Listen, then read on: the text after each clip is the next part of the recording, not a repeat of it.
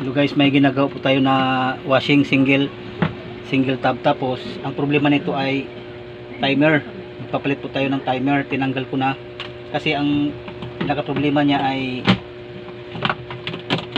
pagka pinaandar mo yung calcitor niya, yung parang ilisi, one way lang yung ano niya, ikot niya, hindi walang reverse. Kaya pag ganun po ang problema, timer lang po ang papalitan. Ayan, magpapalit tayo. Magpapalit na po tayo. Pero pag nagpalit po kayo, kailangan tanggalin nyo yung itong tali na to dito yan sa may drain, kasi hindi po nyo to ma-plaster to. Mahirapan po kayo magdugtong nitong timer kung hindi nyo to tatanggalin. Kaya tinanggal ko to, nilagay ko sa screwdriver para may lagay kong ganyan. Tapos dugtong na natin to. Bali sa timer, itingnan nyo lang po dito. Ayan, yung nahiwalay, kasi ano lang to, pinaka-common lang to, 3 wires.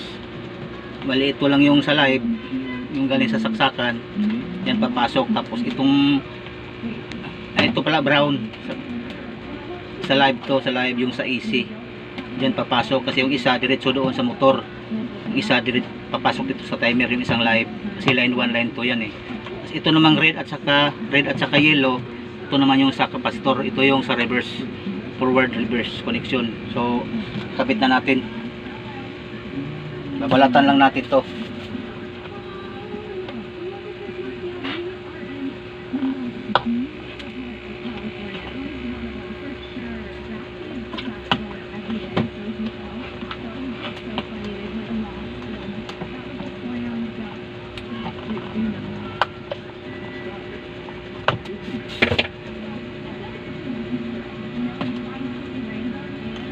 Pwede natin idugtong.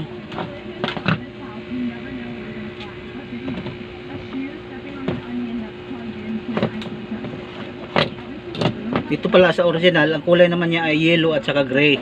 Pero yung sa line niya, yung live niya, brown din, ayan. Kaya brown to brown, tapos yellow, tapos gray at saka red. Ayan ang magkapares. Yan ang idudugtong. Ito na, dugtong na natin guys. Ito na, live na tayo, brown, tapos brown din.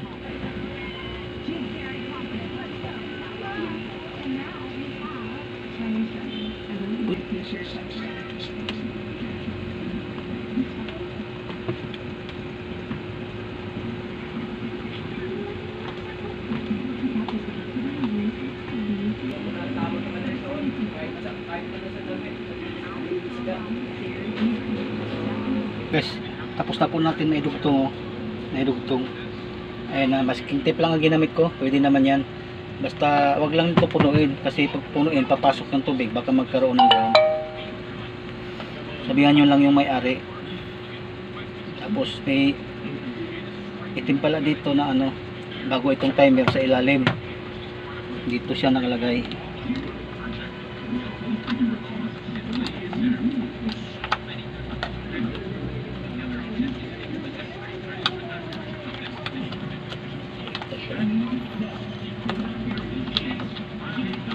Dito yung wire sa baba.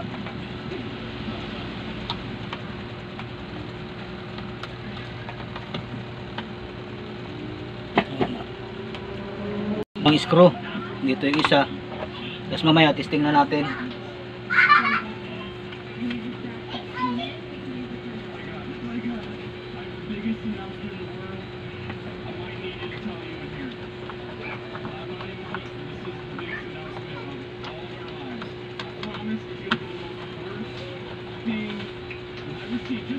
Tingnan natin na sentro na.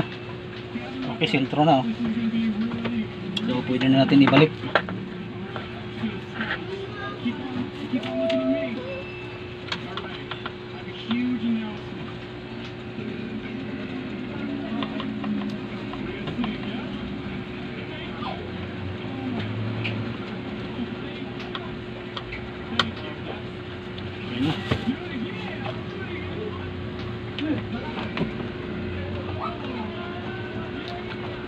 Isiksik lang natin dito sa ilalim. Tapos itong ano, kulupot na lang natin.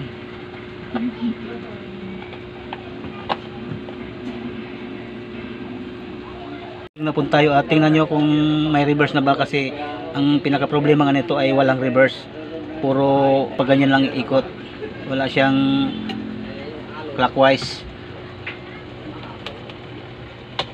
Testing na natin. Pero counterclockwise siya, dapat may reverse na o clockwise. So meron na, ayos na.